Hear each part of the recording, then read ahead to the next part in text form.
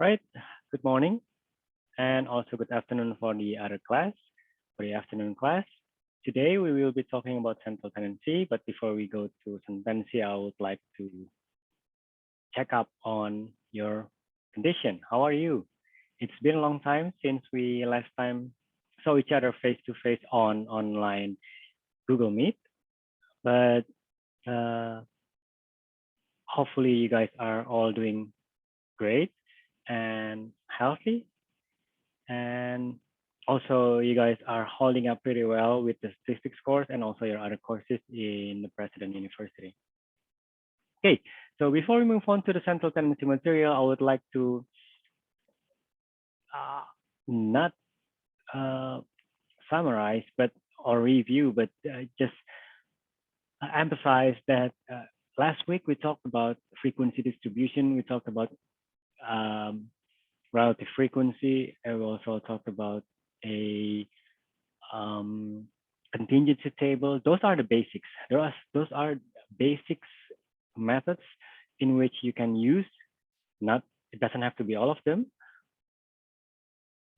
to organize your data set. You have to imagine yourself that sometimes you don't really have only 20 or 30 participants. Sometimes you can end up having 50 or 100 or even 1,000 participants respondents. So it's it will come handy if you know how to get around with frequency distribution, contingency table. So just by doing those things alone, you can already talk a lot about your data set. And that hasn't got to a point where you start talking about statistical conclusions. So I think it's nice to have the basics in hand always because no matter how advanced you are, they always base on the basics. So, okay, now let's talk about central tendency. This is just the overview of the meeting, what we're going to discuss today. So we talk about central tendency. It covers about mean, median, mode, and we can also talk about variance, standard deviation, as well as range. And next week we will talk about the shape. We talk about the interquartile range, the percentile, and second, we talk about how to find central tendency measures on SPSS. And the third, quiz. I actually put this quiz just to be optimistic that I could deliver this on time, the quiz. But if I fail to deliver the quiz this week, then please do forgive me. I will try to make it up next week. Okay, so what is central tendency? Well, the basic premise of central tendency is we investigate to which data values group around a typical or central value. So when we talk about central tendency, we talk about one single value and how that single value identifies how your data set is grouped. For instance, if you have mean, that's one of the central tendency scores. If you have mean, if you have certain number of mean, that actually tells you to what extent your score is high or to what extent your score is low. Um, Central being the central score we are interested in, while tendency being the pattern of the scores or values. So basically, again, I need to emphasize when we talk about central tendency, it sounds fancy, but it really simply just tells you that it's a score that refers to which or to what extent your data set is grouped around or revolved around which score. So I'm going to have a pointer here. So the three measures of central tendency is mean, median, and mode. I'm sure you have done this in high school. You have had this in high school, and it's pretty straightforward. But we're going to uh, walk through walk you through this very quickly, and then we move on to another scope. Okay, so what is mean? Mean is uh, basically it's the average or the average score of whatever values that you have.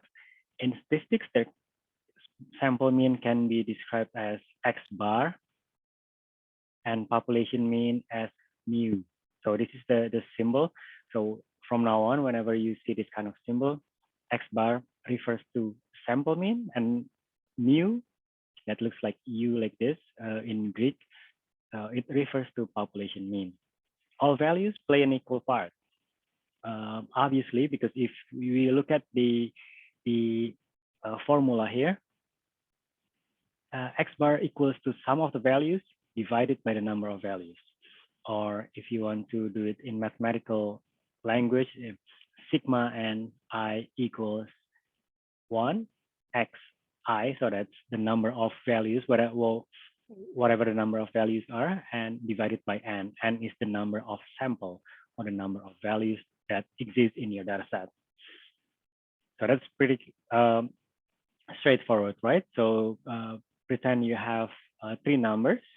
You have 5, 10, and 5. So 3 numbers.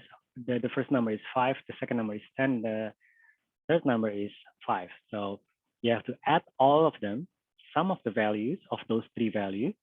So you have 20. 5 plus 10 plus 5, that's 20, divided by the number of values, that is 3. Okay. Example 1. We have the data set about the nutritional data of a sample of 7 breakfast cereals. So with this brand, Kellogg's All brand, we got 80 calories, Kellogg cornflakes, we got 100 calories, and so on until the very last one. And you need to compute the mean number of calories in these breakfast cereals. So what do? You have to,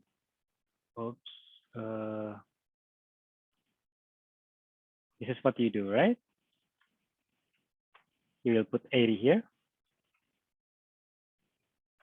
plus 100, plus 100, and plus 110, plus 130, plus 190, and plus 200, divided by, these are 7 samples, so divided by 7.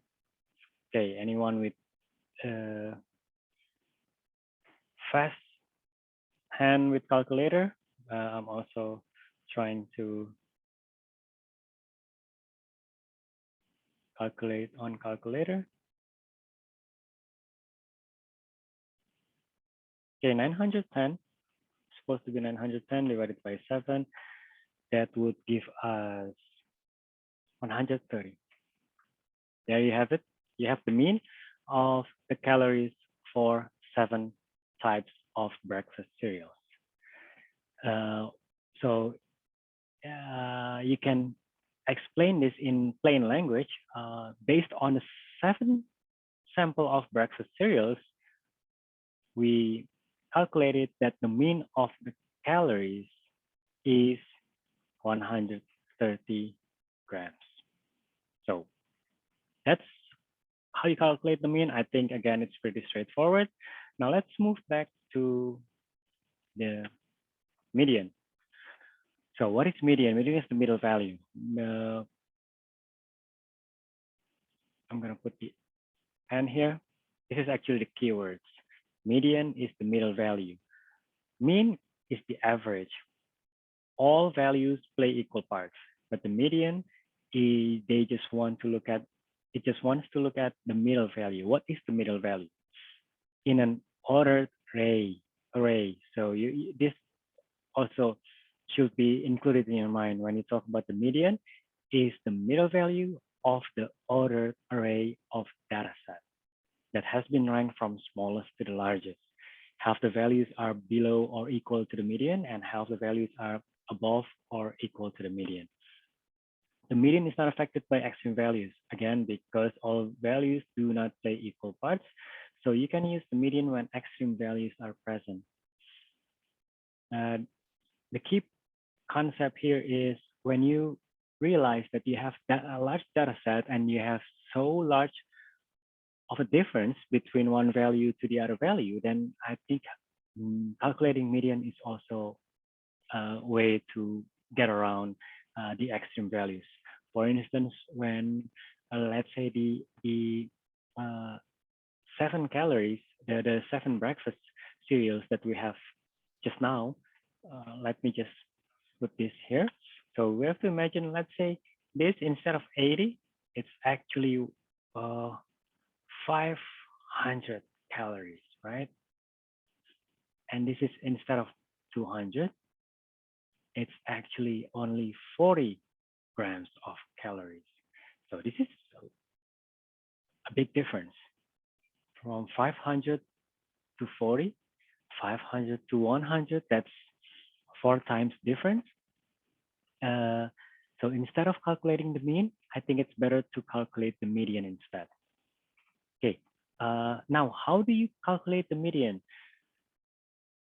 You have to order the data from the smallest to the largest, and then you apply this equation. So for instance, let me just go back to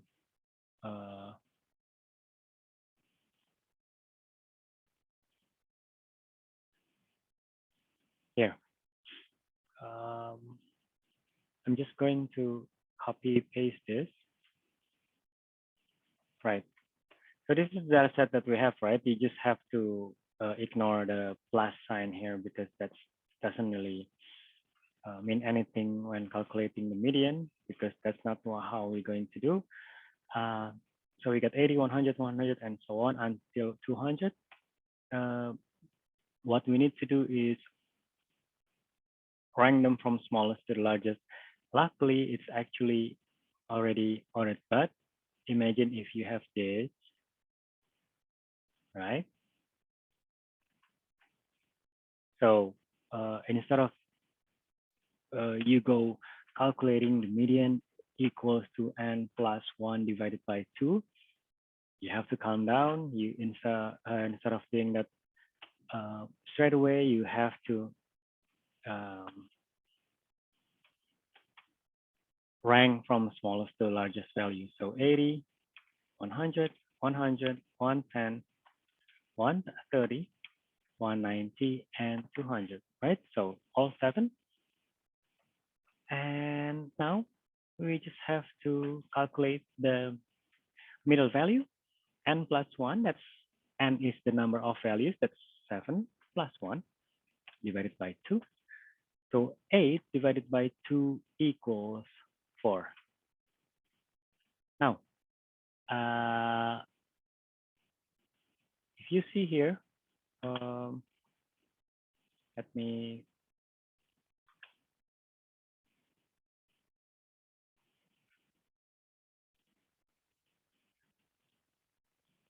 it should be much easier. Okay, this is the first value, the second value, third, fourth, fifth, sixth, and seventh. So we're interested in this one, the fourth value. So this is our median. The median is 110 calories. See, you sense a difference here. If we calculate the median would be 110. But if we calculate the mean, we would end up with 130, larger than the median. So which one is better? It really depends on what you are trying to solve.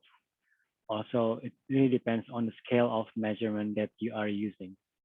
For now, let's keep it simple, because these are, if you still remember about the scale of measurements material, we talk about calories. So this is something that is countable. This is something that is measurable, and this is something that has 0 absolute value. So when I say 0 calorie, it means really there is no calorie whatsoever. So this can fall into a interval or ratio scales. So if it's ratio scales, mean would be okay if there is no extreme values. Okay, but for now, we want to see the differences.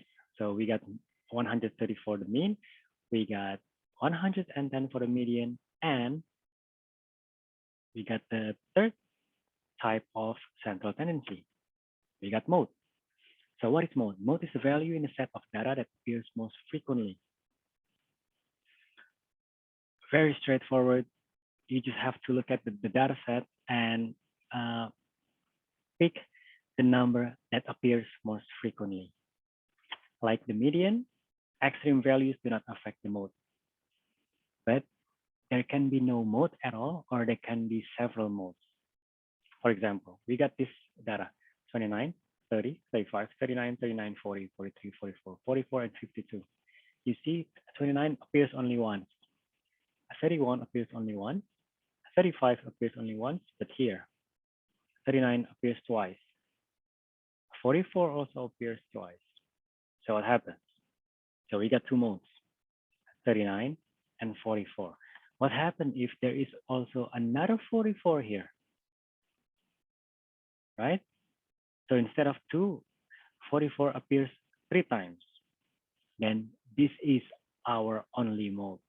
Instead of having 2 modes, we only have 44 as our mode. Quite easy, right? So we covered mean, median, and mode. Hopefully this is just something that you have done before and you caught this very easily.